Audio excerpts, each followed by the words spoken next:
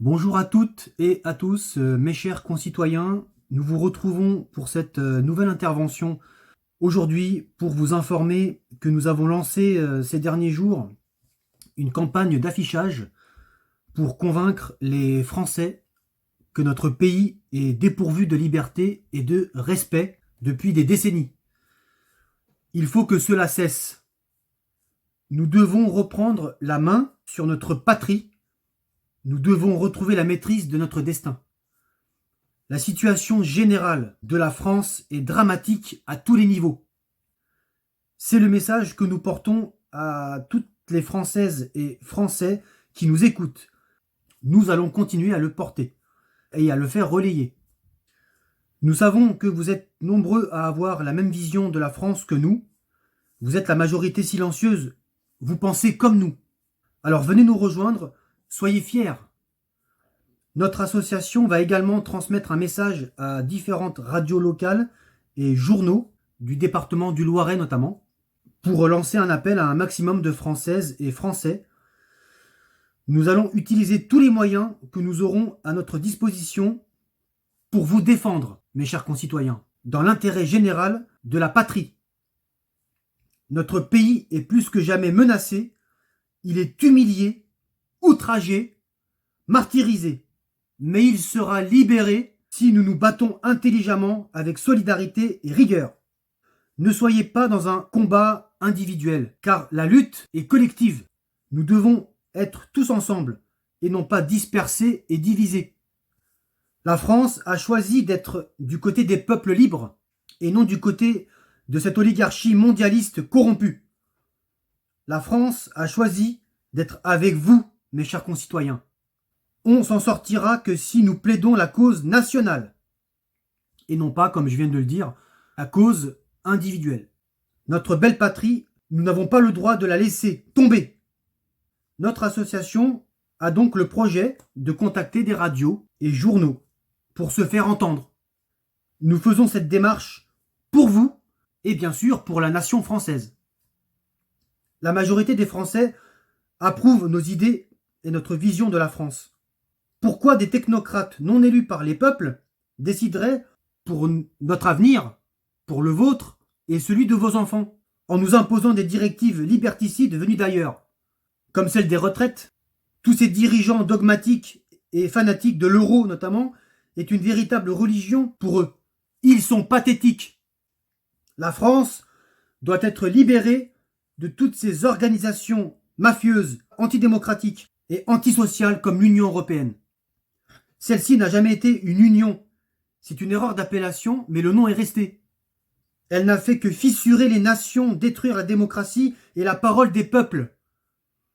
L'Union européenne a créé des divisions entre les pays européens au sein même du vieux continent. L'Europe n'est pas une nation, mais une civilisation. La construction européenne devait nous apporter la paix, le progrès social, la sécurité, l'emploi.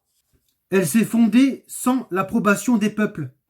Elle s'est construite sur des bases de dissimulation, de mensonges, de trahison. Car aujourd'hui, force est de constater que nous avons le résultat inverse. Au lieu d'avoir la paix, nous avons la guerre, puisque nous sommes dans l'OTAN. À la place du progrès social, nous avons la régression, avec des restrictions inédites, des lois contraires à la dignité humaine, du jamais vu depuis la fin de la Seconde Guerre mondiale. La sécurité et l'ordre dans notre pays a été remplacé par le désordre total, par l'insécurité, par la sauvagerie présente sur notre sol depuis des années avec tous ces attentats revendiqués par des barbares qui n'auraient jamais dû être chez nous, sur notre territoire. Aujourd'hui, beaucoup de familles brisées depuis des années. Des mesures drastiques n'ont jamais été prises par ces pseudo-dirigeants incompétents et complices de tous ces actes barbares contre notre pays, comme l'expulsion de tous ces sauvages vers leur pays d'origine, l'expulsion automatique et systématique de tous ces imams radicaux, prêcheurs de haine. Également, ils auraient dû être renvoyés dans leur pays d'origine. La France appartient au peuple français, rien qu'à lui. L'emploi, aujourd'hui, c'est l'explosion du chômage, de la précarité et de la misère sociale. Voilà ce que l'Union européenne nous a apporté. L'Union européenne n'est pas l'Europe. Notre association, qui est apolitique, je le rappelle, a une vision de la France et de l'Europe bien définie. Nous savons que des millions de Français la partagent.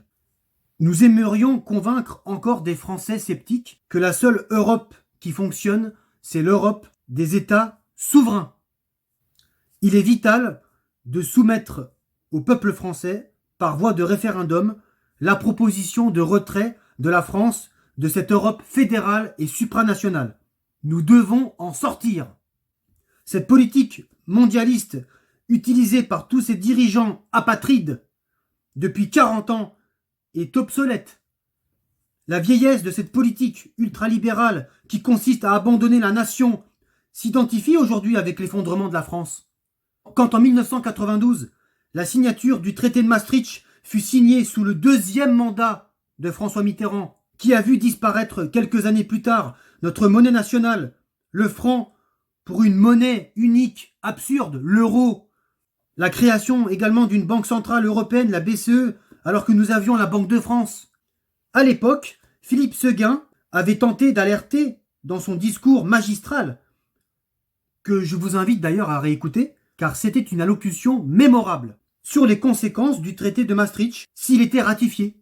Aujourd'hui, nous payons les conséquences de cet horrible torchon, car nous ne maîtrisons plus notre économie, nous n'avons plus nos frontières nationales, nos lois françaises outragées par des lois européennes inadmissibles. La ratification de ce traité a provoqué le transfert de toutes les souverainetés du peuple français vers des puissances d'argent, vers un monde où seul le profit règne. 30 ans après, nous avons ce personnage dangereux de l'Élysée, ridicule, qui fait de la vieille politique politicienne dans un corps juvénile. Vous voyez de qui je veux parler. Cet apatride utilise exactement la même doctrine que son père spirituel dans les années 80, c'est-à-dire une politique mondialiste, ultralibérale, où l'hégémonie du capitalisme doit être pérenne. Une politique immigrationniste, avec l'ouverture totale des frontières, qu'on appelle l'espace Schengen, qui permet la libre circulation des capitaux, des personnes, des marchandises, eh bien cela favorise l'introduction de criminels étrangers et des populations qui ont leur propre culture, leur propre mode de vie chez nous. On ne peut pas tolérer cela. Encore moins accepter que des populations qui refusent de vivre comme nous puissent rester sur notre sol, car elles seront toujours porteuses de désordre. Ces populations doivent respecter la culture française. Oui, monsieur le banquier de chez Rothschild, la France a une culture, et elle est même réputée mondialement. On a les Chinois qui ont soif, donc ils viennent boire notre vin chez nous. C'est admirable. Ils viennent découvrir notre gastronomie, nos fromages, nos pâturages. La France est un pays à vocation universelle. C'est ce qui fait sa richesse, sa diversité. Mais ces populations doivent être minoritaires, sinon la France ne serait plus la France. Pour résumer, 40 ans de politique laxiste à tous les niveaux, 40 ans de mensonges avec toujours les mêmes méthodes employées, comme la manipulation des esprits des Françaises et des Français. On peut changer les visages, mais pas l'idéologie. Ces visages qui se sont succédés en 40 ans n'ont fait que d'amener la France dans l'abîme. Aujourd'hui, nous avons le bon élève de l'Élysée, soumis et exécutant de l'Union européenne, qui a dépassé le maître de la haute trahison, qui a été au pouvoir pendant 14 ans, soit 2 septennats, François Mitterrand. Oui, c'est une haute trahison que d'avoir délaissé la souveraineté nationale en abandonnant notre monnaie nationale notamment. Nous avons un message à envoyer à tous ces européistes destructeurs des États libres. Vous ne ferez pas disparaître les nations. L'Union européenne est une pure création américaine au service d'un emploi du temps atlantiste. Sa volonté de désirer des guerres partout dans le monde est inacceptable. Soumise à une feuille de route guerrière, cette Europe supranationale est un désastre sans nom.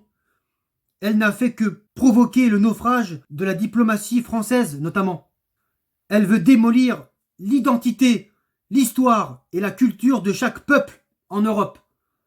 Elle veut mettre les peuples européens à la servitude. Il n'y a pas de peuple européen unique. Non. Il y a des peuples européens, oui.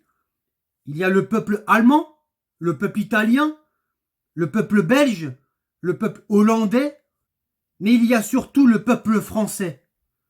La France doit redevenir indépendante, à l'image de sa monnaie nationale, le franc, qui signifie libre.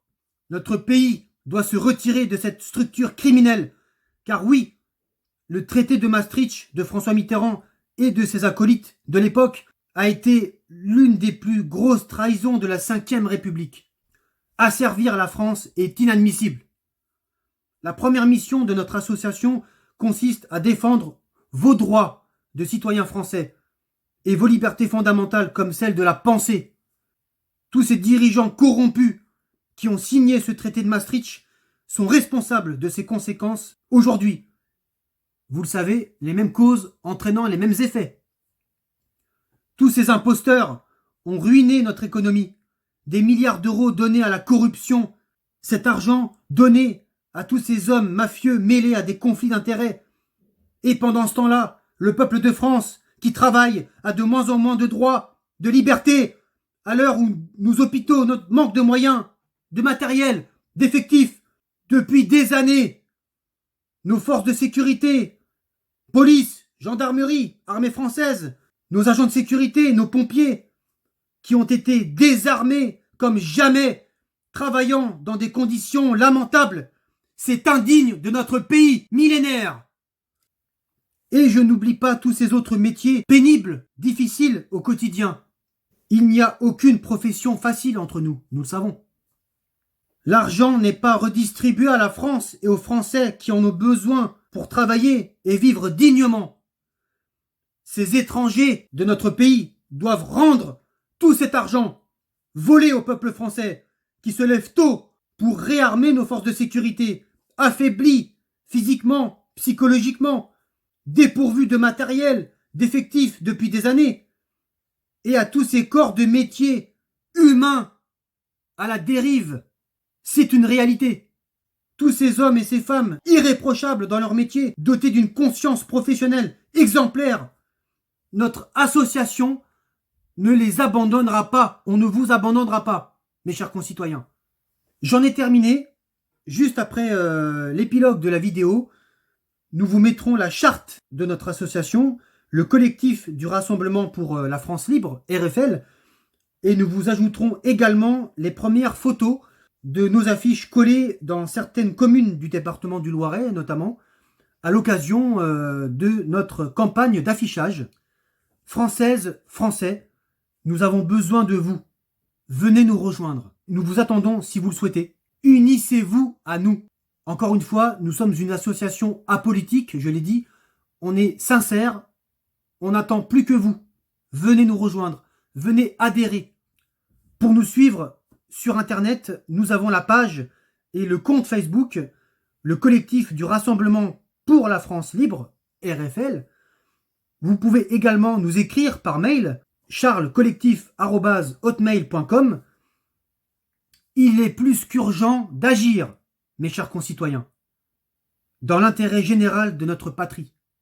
Lors de l'appel du 18 juin 1940, à Londres, dans son allocution, le général de Gaulle disait ceci: « La flamme de la résistance française ne doit pas s'éteindre et ne s'éteindra pas. » Certes, nous ne sommes pas dans le même contexte historique de 1940 et de cette drôle de guerre, mais sachez-le, et je pense que vous le savez, j'en suis même convaincu, vous le savez, 80 ans après, nous nous retrouvons exactement dans la même situation où la nation française est de nouveau en péril de mort, car tous ces traîtres, tous ces hommes politiques corrompus ont capitulé en soumettant notre pays à des instances criminelles comme l'Union européenne, je l'ai dit, mais comme l'OTAN également. Car nous nous dirigeons vers une troisième guerre mondiale, vous le savez, avec la guerre en Ukraine, où nous continuons à livrer des armes, c'est-à-dire des milliards d'euros gaspillés par les fenêtres.